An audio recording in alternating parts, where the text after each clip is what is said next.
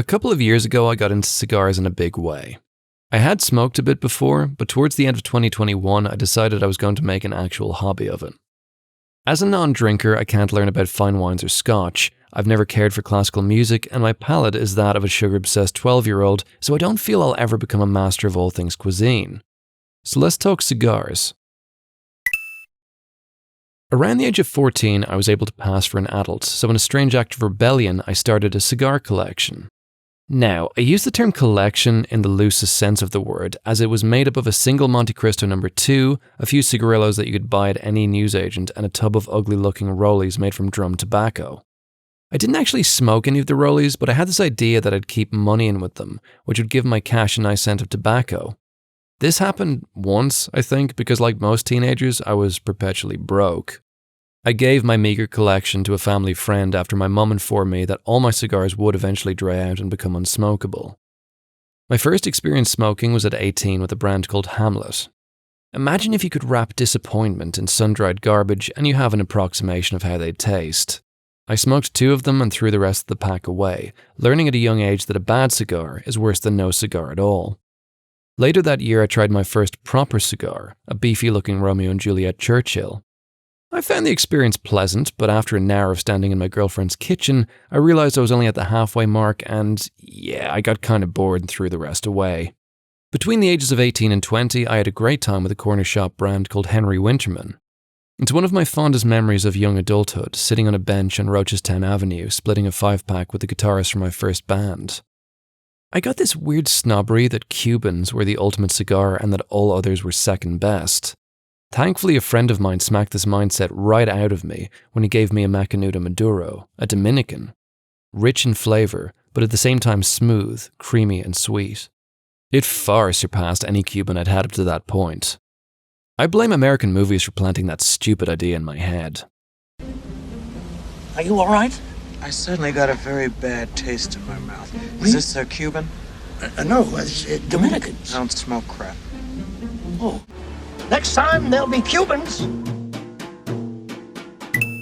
Cuba has had a long history of making premium cigars, but it wasn't until the US embargo of 1962 that Cuban cigars really gained notoriety.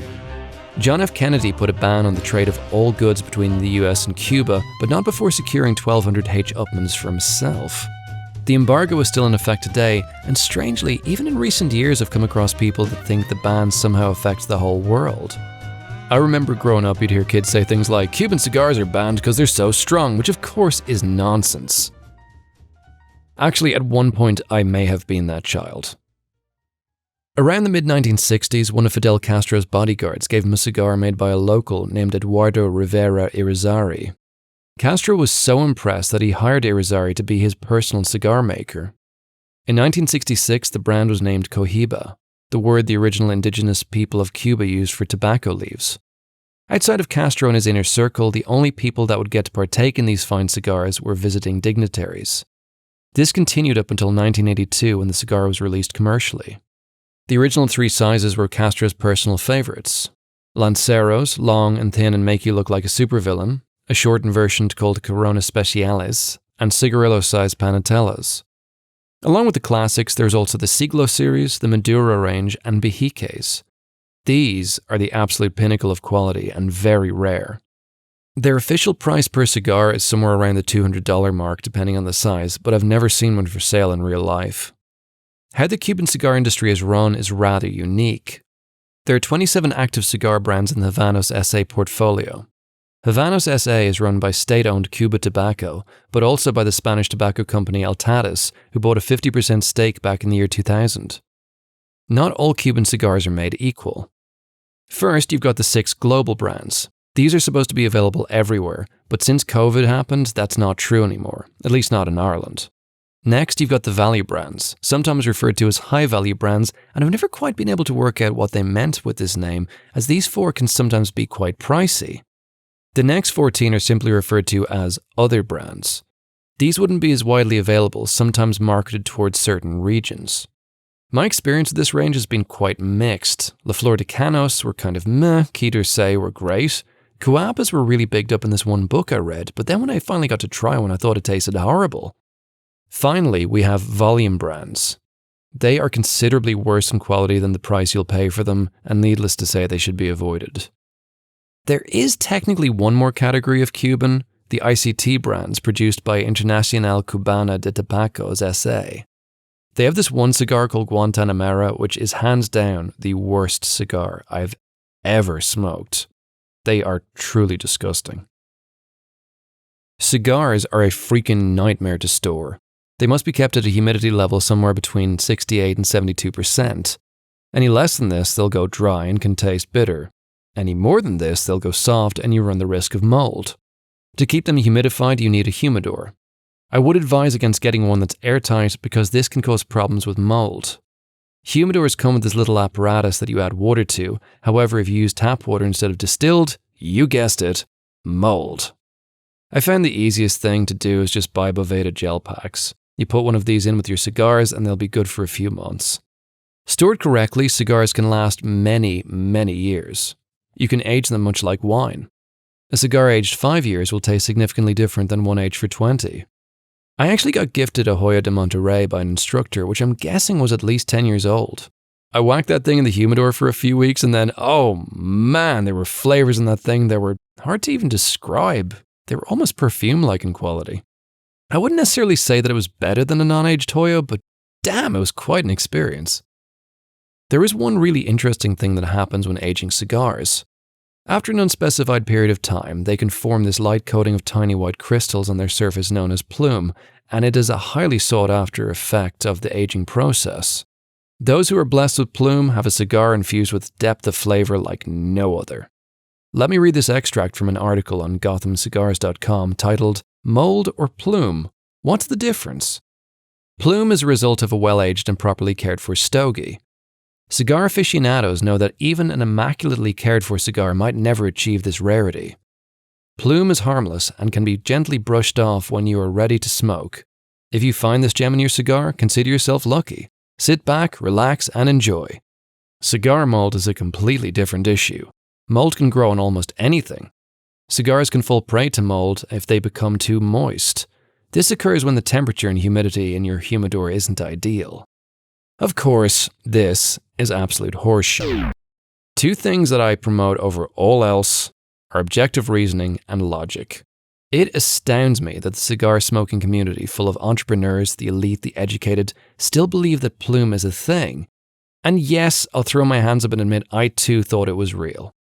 The thing that struck me as odd about the whole plume phenomenon is that it was not possible to duplicate under lab conditions because no one knew exactly how it occurred. Even so, people accepted it as some mysterious happening of the cigar gods. That is, until Rob Ayala, who runs a cigar shop called Friends of Havanos, commissioned environmental lab testing. Anybody who claimed they had a cigar with plume could send it in to be tested, and if the substance found in said cigar was crystalline in nature and not mold, they would get $350 dues and store credit. Of the 10 cigars tested, every single one of them had some variety of mold. Not a goddamn crystal in sight. I'll post the link in the description because it is a very interesting read. Cigars are considered a luxury item, and as such they are smoked by the rich and famous. Arnold favors Cohibas, Danny DeVito likes Partagas, Demi Moore, Monte Cristos, Whoopi Goldberg, Davidoffs, Sylvester Stallone, Opus X. Winston Churchill smoked Romeo and Juliet's, and this slick motherfucker actually got his favorite cigar named after him. The Churchill is 7 inches long with a ring gauge of 47. What's the ring gauge, you ask? It's the cigar's thickness, so in this case the diameter is 47/64 of an inch. Yes, I know that is a dumb way to measure something, but I guess they had to start somewhere. Originally the Churchill was called the Clemenceau, named after Georges Clemenceau, who was the French Prime Minister towards the end of World War I. The cigar was specially produced for his efforts during peace talks. At some point between the late 1940s and early 1950s, Romeo Giulietta released a cigar called the Churchill, which was the same dimensions as the Clemenceau. As the years went on, the Churchill continued and the Clemenceau faded away. Yeah, you could say this was kind of a move, but by the time it happened, Georges Clemenceau was already dead, so I'm sure he didn't care. James Hetfield of Metallica actually released his own cigar. Introducing Blackened Cigar. We all came up with the vision of what a blackened M81 cigar would look and taste like. Full-bodied with notes of espresso, leather, and dark chocolate. Okay, yeah, they make those look proper good, but that cigar band? Could they not have taken another crack at it? Because, I mean, it looks ugly as shit. Hi, kids. I'm Bill Clinton, and I was almost the first gentleman in America. Thank you. Bill Clinton's favorite brand, Gurkha, was one I'd never heard of before. During his time in the White House, his cigar of choice was the Gurkha Grand Reserve. It's wrapper aged for 5 years and infused with cognac, going for about $25 a piece depending on where you buy them. These days, he goes for the really high-end ones. With a limited production of only 75 boxes a year, His Majesty's Reserve cost $1,000 per cigar. This time the wrapper has been aged for 15 years and it's infused with Louis XIII cognac. And if you think that's excessive, supposedly Gurkha offers a cigar called the Royal Courtesan that costs $1.3 million each. The cigar roller is blindfolded to eliminate all distractions, and they use a rare Himalayan tobacco.